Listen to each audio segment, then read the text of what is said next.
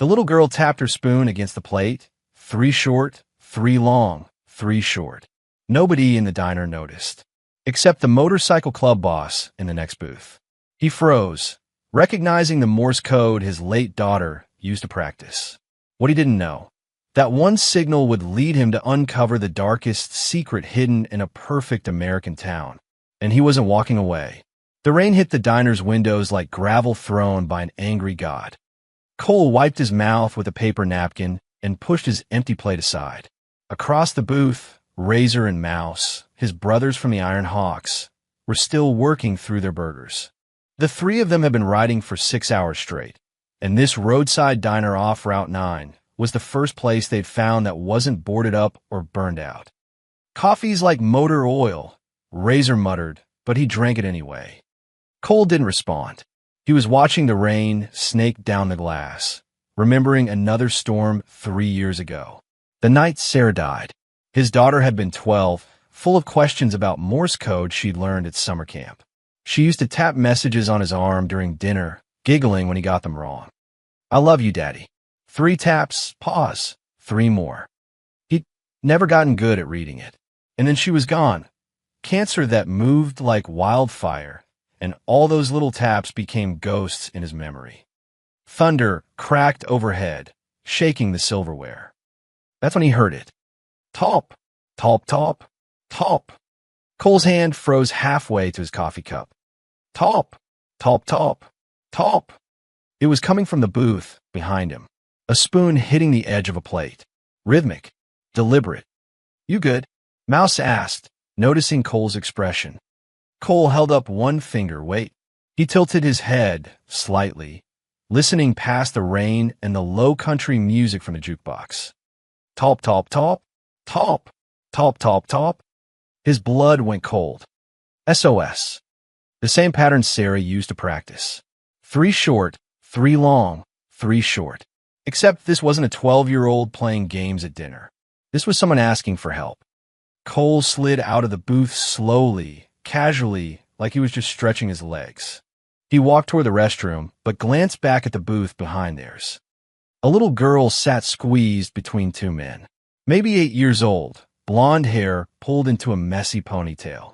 She wore a purple jacket too big for her frame, and her face was pale, almost gray. The men on either side weren't talking to her, weren't even looking at her. They stared straight ahead, eating in silence. The girl's hand moved again. She picked up her spoon and tapped it against her plate. Top, top, top, top, top, top, top. Her eyes didn't move. She stared down at her untouched pancakes like she was carved from stone. But her hand kept tapping. Cole's heart hammered. He'd seen a lot in his 46 years. Bar fights, bad deals, brothers bleeding out on asphalt. But nothing had ever made his chest tighten like this. That little girl was screaming for help in the only way she could. He turned back to his booth and sat down. Razor and Mouse were watching him now, alert.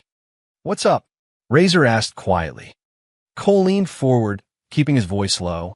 "The kid behind us. Blonde ponytail. She's signaling." Mouse's eyebrows went up. "Signaling? Morse code." SOS. Cole's jaw clenched. "Those men with her, they're not her family." Razor glanced over Cole's shoulder, casual, just another diner patron people watching. His expression darkened. Guy on the left has a scar across his knuckles. Fresh. The other one keeps touching his waistband. Could be carrying. "They haven't said a word to her," Cole said. "And she's tapping that spoon like it's the last thing she'll ever do." The waitress came by, middle-aged woman with tired eyes and a name tag that said Marlene. She refilled their coffee without asking, then moved to the booth behind them. "You fellas need anything else?" Marlene asked the men. "We're good," one of them grunted.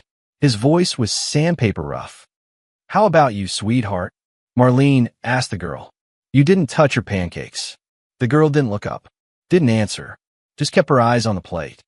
"She's fine," the other man said quickly. "Just tired. We've been on the road a while." Marlene hesitated, and Cole could see it, that flicker of doubt in her eyes, the instinct that something wasn't right. But then she nodded and walked away, because people always walked away when something felt wrong, but they couldn't prove it. Cole had seen it 100 times. Not tonight. What's the play? Mouse whispered. Cole watched the reflection in the window. The two men were finishing their food now, pulling out cash.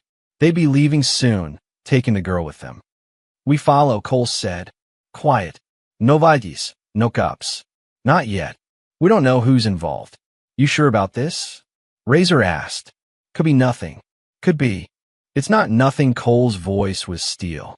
I know what I heard. The men stood up. One of them grabbed the girl's arm. Not rough, but firm, and pulled her to her feet. She didn't resist. Didn't cry. Just moved like a puppet on strings. As they walked past Cole's booth toward the exit, the girl's eyes flicked to him for half a second. Just a glance. But in that moment, Cole saw everything. The fear, the exhaustion, the desperate hope that anyone would notice. Then she was gone, disappearing into the rain with the two men. Cole threw a 20 on the table and stood. Let's move. The three bikers walked out into the storm. The parking lot was nearly empty. Just their bikes, a beat-up sedan, and a white cargo van with mud caked on the plates. The two men were loading the girl into the back of the van. That's a trafficking setup if I ever saw one, Razor muttered. The van's engine started. Cole swung onto his Harley, rain already soaking through his leather jacket. Stay back. Don't spook them. We find out where they're going, then we end this. Mouse grinned, water dripping from his beard. Brother, you just made my night a whole lot more interesting. The van pulled out of the parking lot, headlights cutting through the rain. Cole waited 5 seconds, then followed, his brothers flanking him. Thunder rolled across the sky like a warning. Inside the diner, Marlene watched through the window as 3 motorcycles disappeared into the storm. She looked down at the booth where the little girl had been sitting. On the table, next to the untouched pancakes, was a spoon. It was bent at the handle, twisted deliberately like someone had been gripping it too hard for too long. Marlene picked it up, frowning. Then she noticed a napkin underneath. Someone had written on it in shaky, child's handwriting. Help! Would you like me to continue with section 2? The van's taillights were 2 red eyes in the darkness ahead.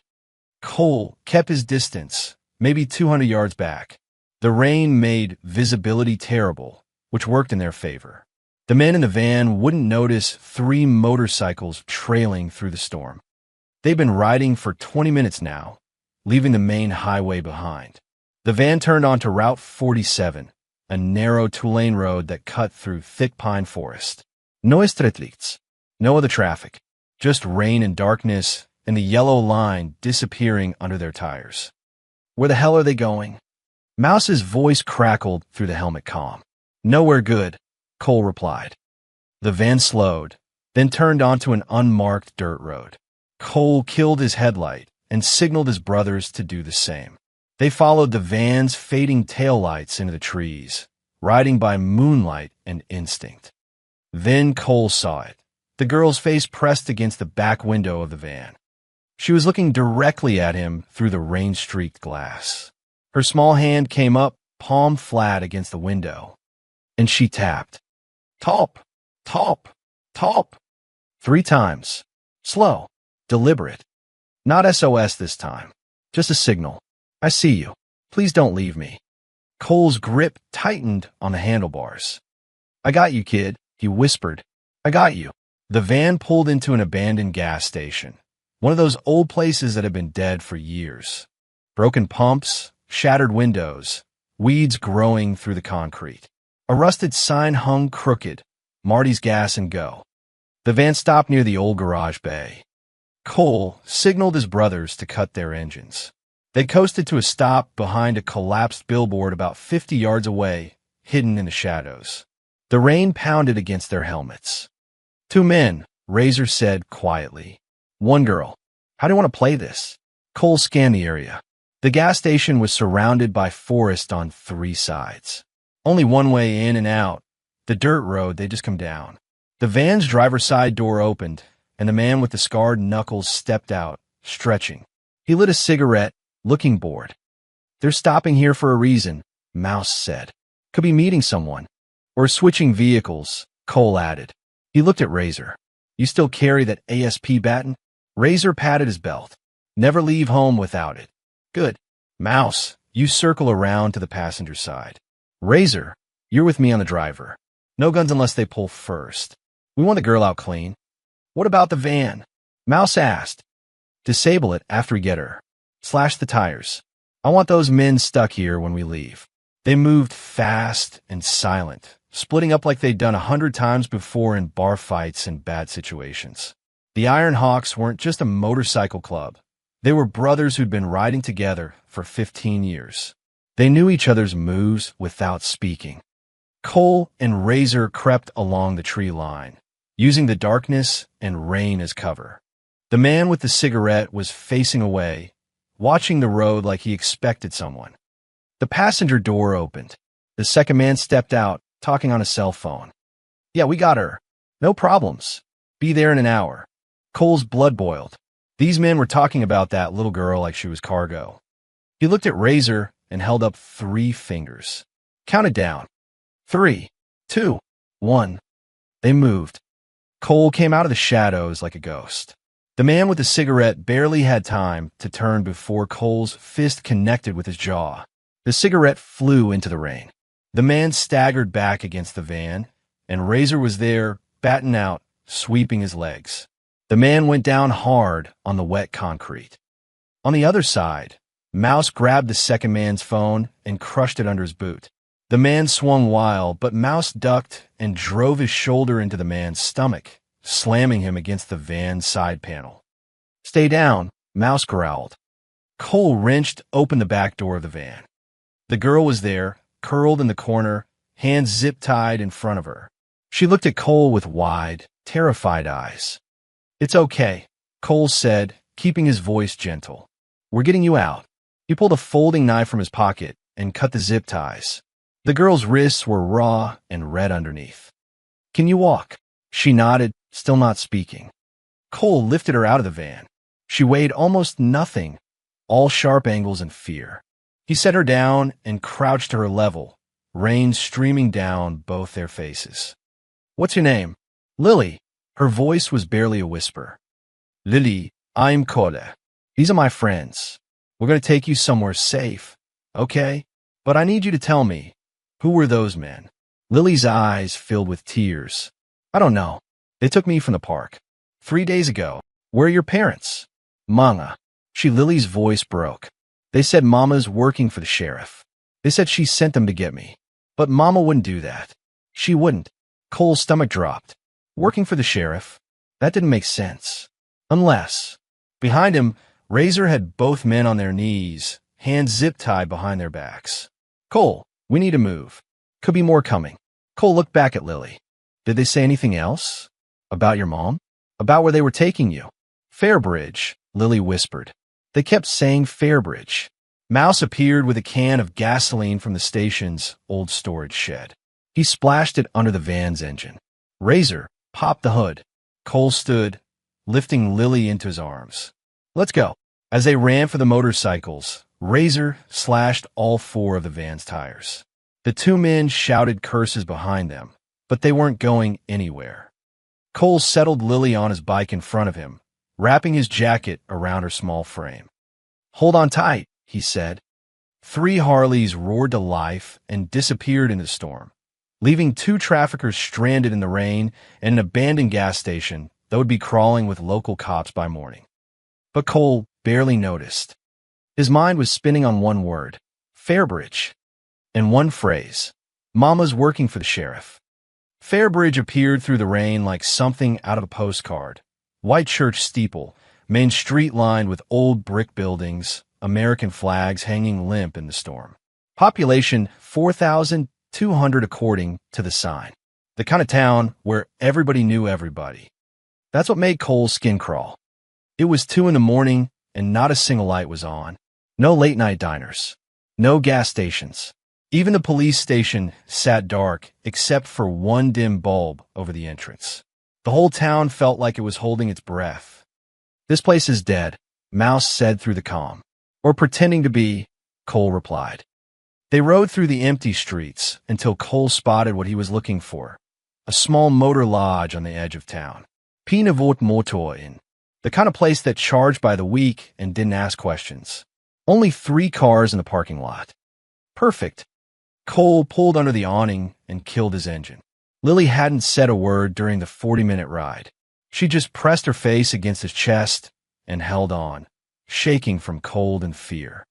"You did good, kid," Cole said softly. "We're going to get you warm and safe." They rented 2 rooms with cash. No IDs, no credit cards. The night clerk was a kid barely out of high school, more interested in his phone than the 3 soaking wet bikers with a little girl. He handed over the keys without looking up. Inside room 7, Mouse cranked the heat while Razor checked the windows and exits. Cole sat Lily on the bed and wrapped her in a blanket from the closet. "You hungry?" he asked. Lily shook her head. "When's the last time you ate?" She thought about it. "Yesterday. Maybe. They only gave me crackers." Cole's jaw tightened. 3 days with these animals, living on crackers. He pulled out his phone and ordered pizza from the only place in town that delivered late. Then he crouched in front of Lily again. "I need to make a phone call to someone who can help. But I need you to tell me the truth.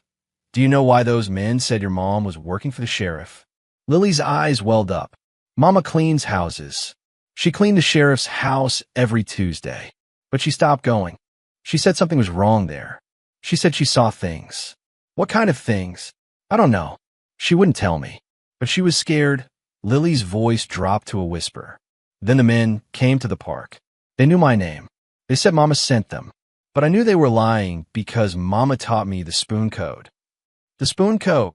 She said if bad people ever took me, I should tap SOS on anything I could find. She said someone good might hear it. Lily looked at Cole with those enormous, haunted eyes. "You heard it." Cole felt something crack inside his chest. This little girl's mother had prepared her for the worst, and the worst had found her anyway. "Your mom's smart," Cole said. "We're going to find her, Lily. I promise." He stepped outside into the rain and pulled up a contact he hadn't called in 2 years. The phone rang 4 times before a gravelly voice answered. "This better be life or death, Cole." "It is Harris." Deputy Marshal Tom Harris had been Cole's friend since high school, back before Cole found the Iron Hawks and Harris found the badge. They'd gone different directions, but they'd always kept one line of communication open. When things got bad, when the system failed, they called each other. "Where are you?" Harris asked, suddenly alert. "Fairbridge. Got a situation." Cole told him everything. The diner, the rescue, Lily's story about her mother, and the sheriff. Harris went quiet for a long moment. "Cole, you need to get that girl out of Fairbridge. Tonight." "Why?" "Because I've been tracking something for 6 months. Kids disappearing from small towns along Route 9. Always labeled runaways. Always from single-parent homes. Files go missing from the system. Reports get buried. I thought I was losing my mind until I found a pattern." Cole's grip tightened on the phone. "What pattern?" "Fairbridge is at the center of it. For kids gone last year. The local police say they ran away. But I pulled traffic cam footage from the highway. None of those kids ever left town. They vanished inside Fairbridge. Who's covering it up? That's the problem. It goes high. Sheriff's office, county services, maybe higher. I've been trying to build a case, but every time I get close, evidence disappears. Witnesses change their stories. One family that kept pushing moved away overnight." Harris paused. "Cole, if that girl's mother saw something at the sheriff's house, she's either dead or hiding, or being used as bait. Those men who grabbed Lily, they wanted her for a reason. Could be leveraged to keep the mother quiet." Cole looked back at the motel room, where Lily sat wrapped in blankets, probably the first time she'd felt safe in 3 days. "I need names, Harris. Who in Fairbridge can I trust?" "Nobody. That's what I'm telling you. The sheriff's cousin runs some kind of private foster operation. Gets state funding, looks clean on paper. But I've never seen a kid come out of that place. Not 1 inch. Where is it?" "Old farm outside town. Garrison Road." "But Cole, listen to me. You can't just storm in there. These people are connected. They'll bury you and the girl both." "Then what do you suggest?" Harris was quiet for a moment. "Give me 48 hours. I'll drive down, bring federal backup. We do this right, we do this clean. Lily's mother might not have 48 hours. She definitely won't have any time if you're dead. Promise me you'll sit tight. Cole looked at the rain falling in sheets, washing over this quiet little town that hid monsters behind its white picket fences. I'll wait, he lied. But Harris, if something happens, you make sure this story gets out. All of it. Nothing's going to happen. Just stay low. Cole hung up and walked back inside. Razor and Mouse were waiting. Well, Mouse asked. We're in the middle of something bigger than two traffickers, Cole said. This whole town's dirty. Outside, a police cruiser drove slowly past the motel, spotlights sweeping across the parking lot. It stopped on the 3 motorcycles parked under the awning. Then it drove away. But Cole had seen the driver's face in the light. The Fairbridge sheriff himself. And he'd been smiling. Morning came gray and cold. Cole stood at the motel window, watching Fairbridge wake up. People walked their dogs. A mail truck made its rounds. Everything looked normal. That was the problem. Behind him, Lily slept curled up on the bed, still wearing her purple jacket. She'd barely touched the pizza last night. Razor was asleep in the chair by the door, and Mouse had taken first watch outside. Cole's phone buzzed. A text from Harris. Don't do anything stupid. Too late for that. He stepped outside where Mouse was smoking by the bikes. We need a cover story, Cole said. That sheriff saw our bikes. He's going to start asking questions. Mouse crushed his cigarette under his boot. What did you have in mind? We're a charity. The Iron Hawks run a program for at-risk youth.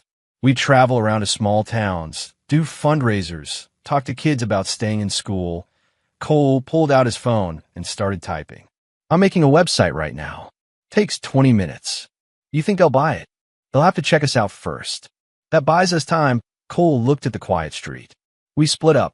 You and Razor stay with Lily. Keep her out of sight. I'll go into town, play the Good Samaritan. Ask about community centers, schools, places we can do an event. And while you're playing charity worker, I'm finding out everything I can about the sheriff's cousin and that foster home. By 10 o'clock, Cole had transformed. He'd changed into a clean black shirt with the Iron Hawks logo, a hawk with spread wings wrapped around a motorcycle wheel. He'd printed makeshift flyers at the motel's business center, Iron Hawks Youth Outreach, keeping kids safe 1 mile at a time. The irony wasn't lost on him.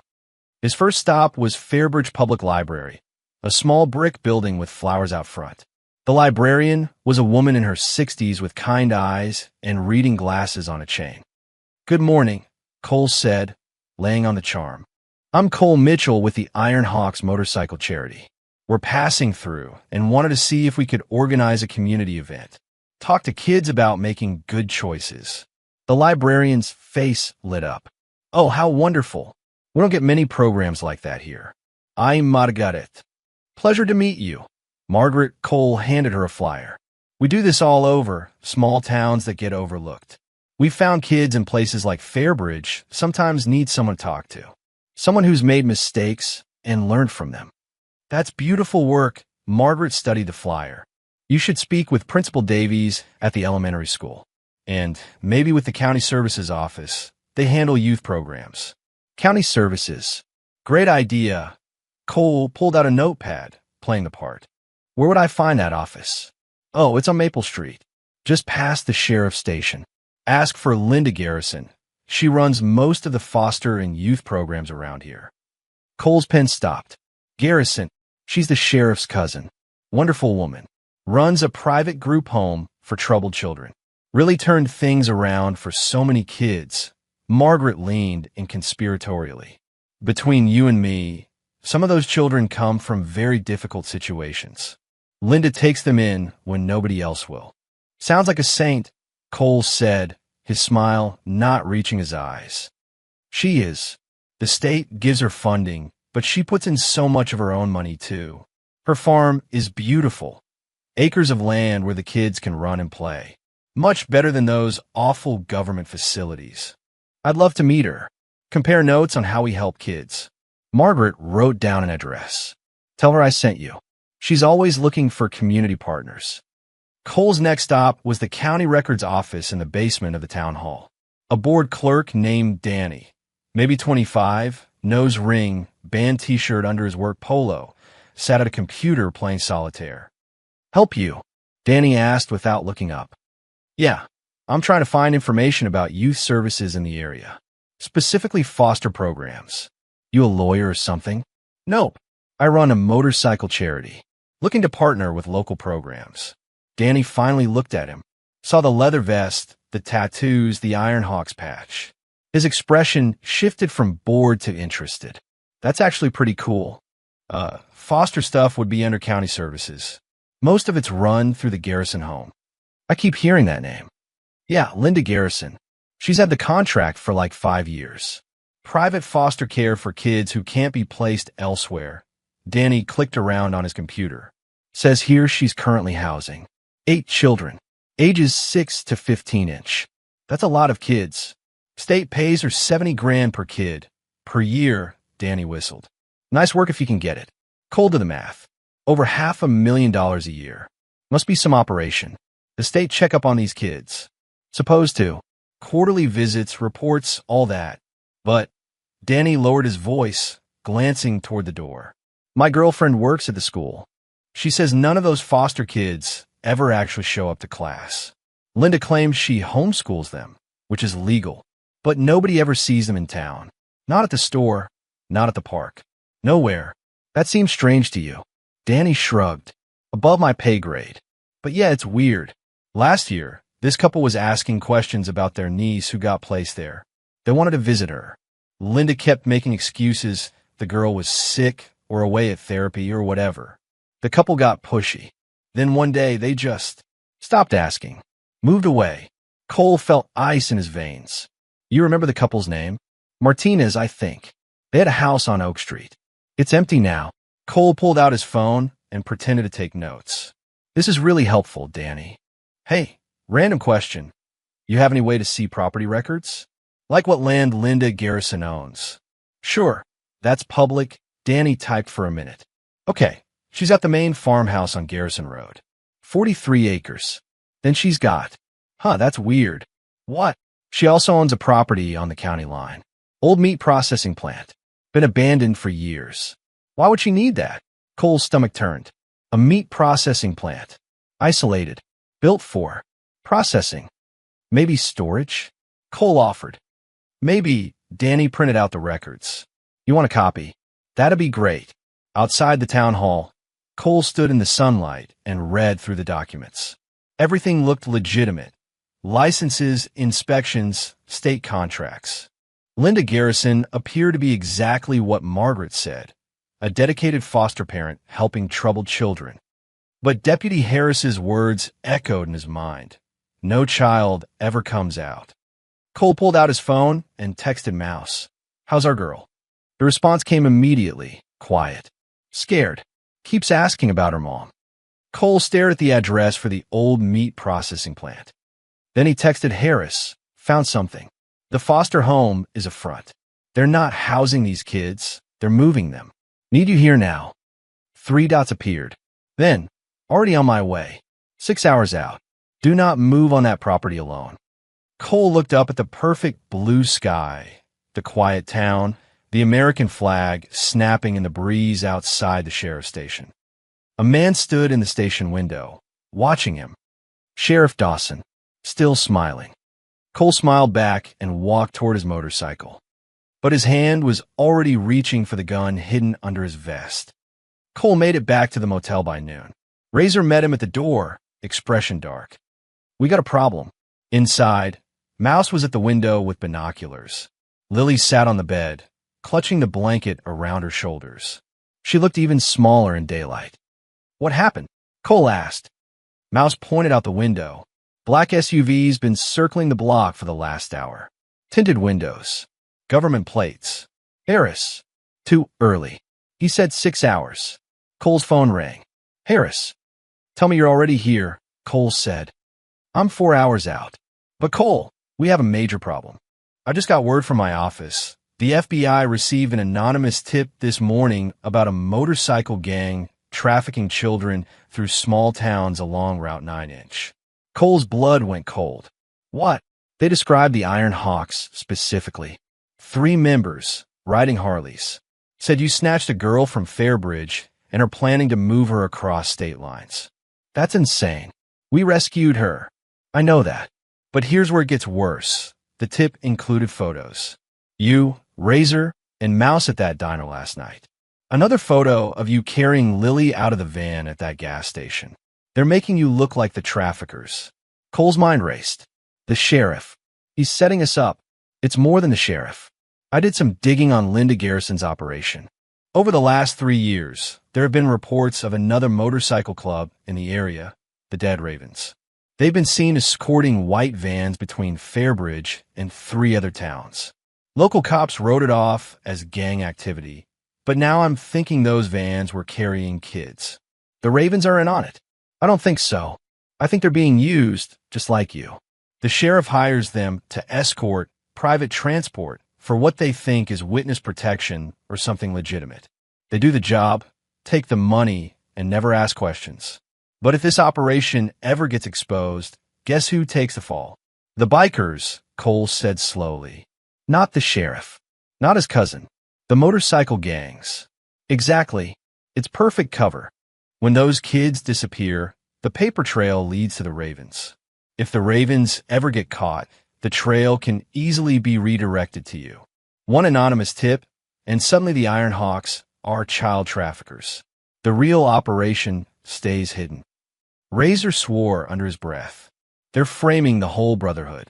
Cole thought about the 15 other members back at their compound in Tennessee. Men who'd served their country, raised families, worked honest jobs. One accusation like this could destroy everything they built. How many people know we're here? Cole asked. Officially? Nobody, Harris said. But that black SUV watching your motel, that's FBI. The tip must have included your location. They're probably running surveillance before they move in. If they arrest us with Lily, you'll look exactly like what they're saying you are. Traffickers caught with a victim. Mouse stepped away from the window. So we're screwed either way. If we run, we look guilty. If we stay, we get arrested for a crime we didn't commit. Cole looked at Lily. She was watching them with those wide, terrified eyes. After everything she'd been through, now she was caught in the middle of a frame job. There's one other thing, Harris said. I checked recent arrests. 3 weeks ago, 2 members of the Dead Ravens were picked up in the next county. Possession with intent to distribute. They're looking at serious time. But get this, the charges mysteriously got dropped yesterday. No explanation. The sheriff let them go, Cole said. After they agreed to something. I'm betting they're about to do another transport job. Maybe today, maybe tonight. And if they think the Iron Hawks are moving in on their territory, they'll come after us, Razor finished. Classic gang war scenario. The Ravens attack the Hawks fight back, and in the chaos, nobody looks at the real criminals. Cole walked to the window and stared at the black SUV parked across the street. Inside, he could see 2 figures. Watching. Waiting. Harris, I need you to tell me exactly where the Dead Ravens operate. Cole, whatever you're thinking, those men don't know they're pawns. They think they're doing legitimate work. If I can prove to them what's really happening, we can turn this around. That's a big if. The Ravens aren't exactly known for sitting down to talk. Their president is a guy named Tate Morrison, ex-Marine, did 2 tours in Iraq. He's not going to listen to you without proof. Then I'll get proof. That old meat processing plant Danny mentioned. That's where they're moving the kids, isn't it? Harris was quiet for a moment. I think so. But Cole, if you go near that property, you're walking into a trap. The sheriff knows you're looking for the girl's mother. He's probably using that location as bait. Good. Let him think I'm taking the bait. Cole grabbed his leather vest from the chair. But I'm not going alone. What's your plan? I'm going to find Tate Morrison. I'm going to show him that he's being used. And then I'm going to offer him a deal, help us take down the real traffickers, or go down with them when the feds arrive. And if he doesn't believe you, Cole checked his gun, making sure Lily couldn't see. Then we'll have a very bad afternoon. Razor stood up. I'm coming with you. No, you and Mouse stay with Lily. If this goes wrong, you get her to Harris. No matter what, that girl gets out of this safe. Mouse nodded. We got her brother. But Cole, The Dead Ravens clubhouse is on Ridge Road. It's their territory. You walk in there alone, you might not walk out. I've walked into worse. Cole pulled on his vest and headed for the door. As he reached it, Lily's small voice stopped him. Mr. Cole. He turned. She was standing now, the blanket still wrapped around her shoulders. Are you going to find my mama? Cole crouched down to her level. I'm going to find the people who know where she is, and I'm going to make them tell me. That's a promise, Lily. She nodded, and Cole saw something in her eyes. Not just fear now. Hope. Fragile, breakable hope. He couldn't let her down. Cole walked out into the afternoon sun, climbed on his Harley, and roared toward Ridge Road. Behind him, the black SUV pulled out and followed. And somewhere in Fairbridge, Sheriff Dawson made a phone call. He's moving, right on schedule. Cole was 3 miles from the Dead Ravens clubhouse when his phone rang. Mouse. His voice was sharp with adrenaline. Cole, we got hit. Cole pulled over immediately, engine idling. What happened? 5 minutes ago. From men on bikes, wearing masks. They came in fast, tried to breach the room. Razor took one down with a tire iron. I fired 2 warning shots. They scattered, but Mouse's voice dropped. Razor took a hit. Baseball bat to the ribs. He's breathing, but he's hurt bad. Cole's hands tightened on the handlebars. Where's Lily? Bathroom. Locked in. She's okay. Just scared out her mind. Did you get a look at the bikes? Harleys. Blacked out. No plates. Mouse paused. But one of them dropped something when they ran. A vest patch. Dead Ravens logo. Cole closed his eyes. There was the setup right on schedule. Mouse, listen to me carefully. That patch was planted. What? The Ravens didn't attack you. Someone wants us to think they did. They're trying to start a war between our clubs. Cole, I saw them. 4 bikes for riders. Wearing masks, right? So you couldn't see their faces. Could have been anybody. Could have been the sheriff's men on stolen bikes. Cole watched traffic pass on the highway. Think about it. If the Ravens wanted to hit us, they'd come with their full chapter. 20 men, full colors. This was sloppy. This was theater. Mouse was quiet for a moment, processing. So whoever did this wants us to retaliate. We go after the Ravens, they come after us. And while we're killing each other, the real traffickers disappear. Kids included. Cole started his engine again. I'm 10 minutes from the Ravens clubhouse. I'm going to finish what I started. You get Razor to a hospital. Can't do that. Hospital means questions. Police reports. We're wanted men right now, remember? Cole swore. Then call Harris. He's 4 hours out, but he'll know a doctor who can help off the books. And Mouse, move locations. Right now. Don't tell me where. Just go dark until you hear from me. You sure about this? No, but it's the only play we have. Cole hung up and twisted the throttle. The Dead Ravens clubhouse was exactly what he expected. A fortified warehouse on 5 acres of dirt and gravel, surrounded by a chain-link fence topped with barbed wire. A dozen motorcycles parked out front. The Ravens logo painted 20 feet high on the building. A skeletal raven with spread wings. Cole stopped at the gate. 2 prospects, young guys in leather, arms crossed, stepped forward. Lost, old man, the taller one said. Cole killed his engine. I'm here to see Tate Morrison. Tell him Cole Mitchell from the Iron Hawks needs to talk. 5 minutes. That's all I'm asking. The prospects looked at each other. The shorter one pulled out a phone, made a call, spoke quietly. Then he hung up and opened the gate. Hand where we can see them. You're not carrying inside. Cole unbuckled his gun and handed it over. Fair enough. They walked him through the gate, past the rows of bikes into the warehouse. Inside was pure biker culture. Pool tables, a bar made from an old truck bed, motorcycle parts scattered everywhere. 20 men stood around, all wearing the Dead Ravens patch. They watched Cole like wolves sizing up prey. At the back of the room, sitting in a leather chair that looked like a throne, was Tate Morrison. He was maybe 50, built like a tank, with a gray beard and eyes that had seen too much combat. His vest was covered in patches, not just the Ravens logo, but military decorations. Purple Heart, Bronze Star. Cole Mitchell, Tate said, his voice like gravel in a blender. I know who you are. The Iron Hawks have a good reputation. So why are you walking into my house alone and unarmed? Because someone's trying to make us enemies, Cole said. And I don't believe in killing brothers over lies. Tate leaned forward. That's an interesting opening. Keep talking. 20 minutes ago, my men were attacked at a motel outside Fairbridge. For riders on blacked-out Harleys. They were wearing masks, but they left behind one of your patches. The room erupted in angry murmurs. One of the Ravens stepped forward. You saying we hit you? No, Cole said firmly. I'm saying someone wants me to think you did. Someone who benefits from the Iron Hawks and dead Ravens going to war. Tate held up a hand, silencing his men. Go on. You've been doing escort jobs, right? White vans moving between towns. You thought it was legitimate transport, witness protection, maybe private medical transfers. But it wasn't. Those vans were carrying kidnapped children. The room went dead silent. That's a serious accusation, Tate said quietly. I have proof. The girl we rescued, 8 years old, taken from a park 3 days ago. Her mother saw something at Sheriff Dawson's house, something that got her targeted. The sheriff's cousin runs a foster operation that's really a trafficking hub.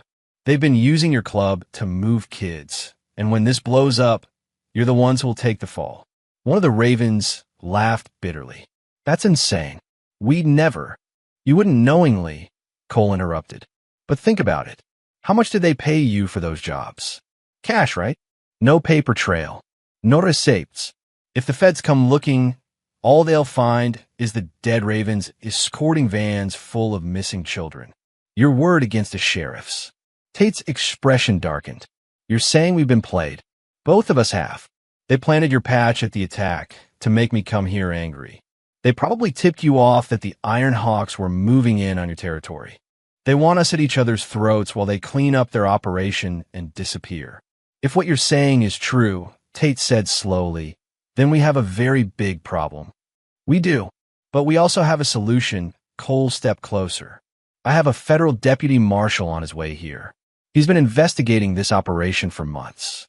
If we work together, give him evidence, help him locate where these kids are being held, we can bury the real criminals and clear both our clubs. Tate studied him for a long moment. Why should I trust you? Because 30 minutes ago, someone tried to kill my men and frame your club for it. And because I'm standing here unarmed in a room full of your brothers, betting my life that you're not the kind of Marine who'd let kids suffer to save his own skin. The warehouse was absolutely silent. Then Tate stood. He was 6'4", pure muscle and scars. He walked up to Cole and extended his hand. Show me your proof, Tate said, and then we'll decide if we're going to help you burn down Fairbridge. Cole shook his hand. I'll do better than that. I'll take you to the girl who started this whole thing with a spoon tapped in Morse code. Outside, thunder rumbled. The storm was coming back. Tate Morrison rode beside Cole through the darkening afternoon. Behind them, 6 more dead Ravens followed, enough to make a statement, but not so many it looked like a war party. They'd been riding for 20 minutes when Cole's phone buzzed. Mouse. We're secure. New location. Razor's stable, cracked rib, maybe 2, but he'll live. Doc Harris recommended came through. Good. I'm bringing company. The dead Ravens. Mouse was quiet for a beat. Please tell me they're not following you to kill us. They're following me to help us. Long story. Be there in 10-inch. Cole hung up and glanced at Tate. The big man rode his bike like he'd been born on it. Smooth, controlled, dangerous. His Ravens flanked them on both sides, a formation Cole recognized from military convoys.